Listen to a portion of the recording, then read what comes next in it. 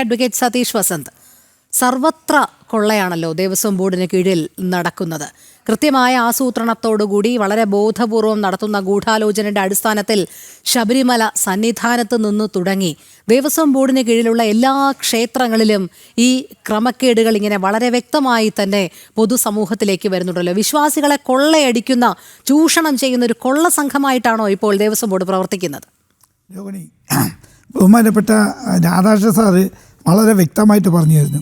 ഇപ്പം നമ്മൾ ആർ.വി. രാജേഷ് ബാബു പറയുന്നു, അദ്ദേഹം പറയുന്നത് വെച്ചാൽ നോക്കൂ രോഹിണി, ഇതൊരു കാര്യം എന്ന് പറയുന്നത് ഇത് ഹിന്ദുക്കളുടെ ക്ഷേത്രമാണ്. അവിടെ ഹിന്ദുക്കളല്ലാതെ അഹിന്ദുക്കളൊന്നുമല്ല. ഈ അടിച്ചുകൊണ്ട് പോണ എല്ലാവരും ഈ ഹിന്ദുക്കളാണ്. നിങ്ങളൊന്ന് മനസ്സിലാക്കണം. ക്ഷേത്രത്തിൽ ദേവസ്വം ബോർഡിൽ എങ്ങനെയെങ്കിലും ജോലി കിട്ടിക്കഴിഞ്ഞാൽ ആ ജോലി നല്ല വൃത്തിയിൽ നടക്കില്ല. ഇത് സാറ് രാജേഷ് സാറ് പറഞ്ഞാൽ ഡിജിറ്റലൈസ് ചെയ്തിട്ടുണ്ടോ? ഇപ്പോൾ പല ക്ഷേത്രങ്ങളിലും ബില്ലുകളെല്ലാം കമ്പ്യൂട്ടറാണ്. പക്ഷേ ചില സമയത്തുള്ള ഇത് മാത്രമേ ഈ കൈയെഴുത്തുള്ളൂ. പക്ഷേ രാധാകൃഷ്ണ സാറ് പറഞ്ഞ പോലെ ഈ ഓഡിറ്റ് ഒന്നും കറക്റ്റായിട്ട് നടക്കില്ല. അത് 100% കറക്റ്റാണ്. നിങ്ങളിപ്പോൾ ബോർഡ് മെമ്പറും ബോർഡ് പ്രസിഡൻറ്റും പറഞ്ഞു, അവരെ കാലാവധി എത്രയാണ്? കൂടി നേരത്തെ 3 വർഷമായിരുന്നു, അത് പിന്നെ 2 വർഷത്തിലേക്കായി. അവർ എത്രത്തോളം നോക്കുന്നു നിങ്ങളാണ് പറയുന്നത്. അപ്പോൾ ഇത് സമഗ്രമായ ഒരു അഴിച്ചുപണിക്ക് ആവശ്യമാണ്. ഇപ്പം നമ്മളിപ്പോൾ നിങ്ങൾ പറയുന്നു രാഷ്ട്രീയ പാർട്ടികൾ കയറി ബോർഡിൽ ഇരുന്നുകൊണ്ടാണ് ഇതെല്ലാം വേണ്ടത്. ഇതൊന്നുമല്ല. ഇത് പണ്ടേ ഉള്ളൊരു രോഹിണി. ഇത് എനിക്കറിയാനുള്ളത്. എൻ്റെ കുടുംബത്തിലെ പല അംഗങ്ങളും ഈ ദേവസ്വം ബോർഡിലുള്ളതാണ്. അവരൊക്കെ ജോലിയില്ല. വെള്ളം ഓടിച്ചാണ് വാച്ചർമാരിക്കുന്നത്. അത് രാധാകൃഷ്ണൻ സാറിനറിയാം. സബ് ഗ്രൂപ്പ് ഓഫീസർമാർ ഇവരൊന്നും പ്രോപ്പറായിട്ട് ഇതൊന്നും കൊടുക്കില്ല.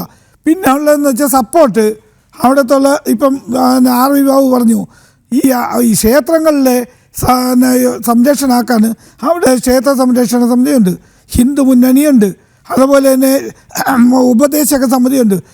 ഇതൊക്കെ ആരാണ്?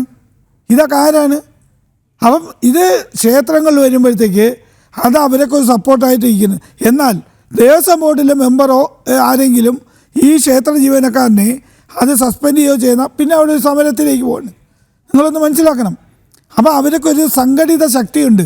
ഞാൻ ഇത് പറയുന്നത് വെച്ചാൽ എന്നോട്ടാണോ ഇപ്പം ബഹുമാനപ്പെട്ട മന്ത്രി പറഞ്ഞിട്ടുണ്ടല്ലോ, ആരാണോ കുറ്റം ചെയ്ത് ഇപ്പം ശബരിമലയിലെ പാളി കൊണ്ടുപോയി, അതിനൊന്നും നമ്മൾ സപ്പോർട്ട് ചെയ്യുന്നില്ല.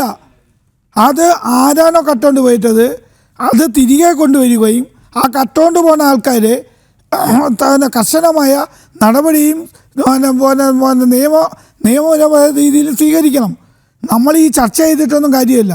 അത് ബഹുമാനപ്പെട്ട രാധാകൃഷ്ണ സാർ തന്നെ പറയുന്നു, നമുക്ക് 2 ആഡിറ്റുണ്ട്. ഒന്ന് ഇൻറ്റേർണൽ ആഡിറ്റുണ്ട്, ഒന്ന് കേരള ഗവൺമെൻറ് ഒരു ഓഡിറ്റുണ്ട്. ഈ ഓഡിറ്റൊക്കെ കറക്റ്റായിട്ട് ചെയ്യണമെന്ന് വെച്ചാൽ ചെയ്യുന്നില്ല. പല സ്ഥലത്തും ചെയ്യില്ല. നിങ്ങൾക്കറിയാമോ, ക്ഷേത്രങ്ങളിലെ ജീവനക്കാർ അവർ കറക്റ്റായിട്ട് ജോലി ചെയ്യുന്നില്ല. അവിടെ ചെയ്യുന്നവരാണ് ഭക്തജനങ്ങളാണ്. അവിടെ ഭക്തജനങ്ങൾ വിളക്കെത്തിക്കാനേ ഞാനൊരു ക്ഷേത്രത്തിൽ സ്ഥിരമായിട്ട് ഞാൻ പേരൊന്നും പറയില്ല, ട്രിവാൻഡ്രത്ത് ഇപ്പോഴും അവിടെ പോയിട്ടാണ് വന്നത്. അവിടെ എന്ന് പറയുന്നത് 2-3 സ്ഥിരമായിട്ട് ആൾക്കാരുണ്ട്. അവർ ഭക്തജനങ്ങളാണ്.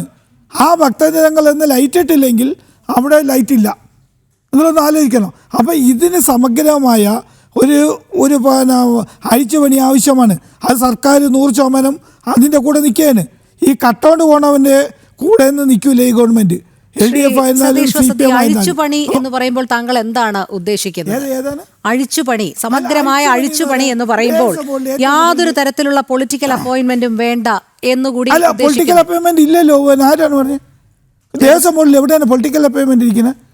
ദേവസ്വം ബോർഡ് റിക്രൂട്ട്മെന്റ് ബോർഡ് വഴിയല്ലേ പറഞ്ഞത്. ഇവിടെ രോഹിണി എന്താ പറയുക, അത് കാലാകാലങ്ങളെ നിന്നില്ലേ. പണ്ടുണ്ടായിരുന്നു. പണ്ട് അവിടുത്തെ ജീവനക്കാരുണ്ട്, അവർ പെൻഷൻ പറ്റുമ്പോൾ അവരുടെ മക്കളെ ദേവസ്വം ബോർഡ് പ്രസിഡന്റ് ഒക്കെ ആരുടെ ആൾക്കാരാണ് അതാത് കാലങ്ങളിൽ? അല്ല, ഞാൻ പറഞ്ഞു ദേവസ്വം ബോർഡ് പ്രസിഡന്റ് എന്ന് പറയുന്നത് സ്ഥിരമായ ജീവനക്കാരാണോ? അവർ 2 വർഷം അല്ലെങ്കിൽ 3 വർഷം ഇരുന്നിട്ട് അവർ പോവും. അല്ലാതെ അവിടെ എന്തോന്നാണ് ചെയ്യുന്നത്? അപ്പം ഞാനിത് പറയുന്നത് ക്ഷേത്രങ്ങളിൽ ഈ ഒരു ക്ഷേത്രമല്ല, ആർ.വി. പറഞ്ഞ പോലെ ഈ ക്ഷേത്രങ്ങളിലെല്ലാം കവർച്ചയുണ്ട്. അവിടെ നിയന്ത്രിക്കാൻ പറ്റാത്തൊരവസ്ഥയാണ്. അത് എങ്ങനെ നിയന്ത്രിക്കണമെന്ന് നോക്ക്. ഗവൺമെൻറ് ഒരു നടപടിയെടുത്തു. അപ്പോഴെന്താണ് പറയുന്നത്, ഹിന്ദുക്കളുടെ ക്ഷേത്രങ്ങളിൽ CPM-ൻ്റെയും LDF-ൻ്റെ ആൾക്കാർ വന്ന് അതിനെ തച്ച് തുടയ്ക്കാൻ പോകുന്നു. ഇങ്ങനെയല്ലേ പറയുന്നത്?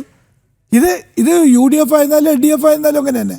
അപ്പോൾ സമഗ്രമായ CRO പറഞ്ഞാൽ ഇതിനൊരു ഓഡിറ്റ് നടത്തി ആ ഓഡിറ്റിൻ്റെ ഇതിൽ പോകണം. എല്ലാം കമ്പ്യൂട്ടർ. ഇപ്പം നമ്മൾ സാധനം തന്നെ നമ്മൾ ബസ്സിൽ കയറിയ എങ്ങനെയാണ് അവിടെ ഡിജിറ്റലൈസ്ഡ് അവിടെ പണ്ട് എങ്ങനെയായിരുന്നു കണ്ടക്ടർമാർ അവർ അടിച്ചുകൊണ്ടല്ലേ പോയിക്കൊണ്ടിരുന്നത്. ഈ ടിക്കറ്റിൻ്റെ ഇത് എത്ര പേര് സസ്പെൻഡ് ചെയ്തിട്ടുണ്ട്. ഈ ടിക്കറ്റിൻ്റെ ഇതിൽ തന്നെ അവർ ഡ്യൂപ്ലിക്കേറ്റ് ടിക്കറ്റ് അടിച്ചു വെച്ചുകൊണ്ടല്ലേ പോകുന്നത്. അപ്പോൾ ഇതൊക്കെ എന്ന് പറയുന്നത് ദേവസ്വം ബോർഡിൽ നിന്ന് ഭക്തജനങ്ങളുടെ പൈസയാണ്. അത് ചുമ്മാ കിട്ടുന്നതല്ല. ഭക്തജനങ്ങൾ ഡിവോട്ടീസ് കൊടുക്കുന്ന ആ പൈസയ്ക്ക് അതിൻ്റേതായ വാല്യൂ ഉണ്ട്. ബഹുമാനപ്പെട്ട ഹൈക്കോടതിയെ മാത്രം കുറ്റം പറഞ്ഞിട്ട് കാര്യമല്ല. ശരി, മനസ്സിലായില്ലേ? ഹൈക്കോടതി ഇതിനുള്ള നിർദ്ദേശങ്ങൾ നൽകാം. കൂടുതൽ ഹൈക്കോടതി വന്നാൽ എന്താണ് ഇത് ഹിന്ദുക്കളുടെ ക്ഷേത്രമെല്ലാം പിടിച്ചടക്കാൻ പോകുന്നുള്ള ഒരു ഇത് കിംവദനം വരുന്നതിന്. അതുകൊണ്ടാണ് ആരും അതിൽ തൊടാത്തതും പൊള്ളാത്തതും.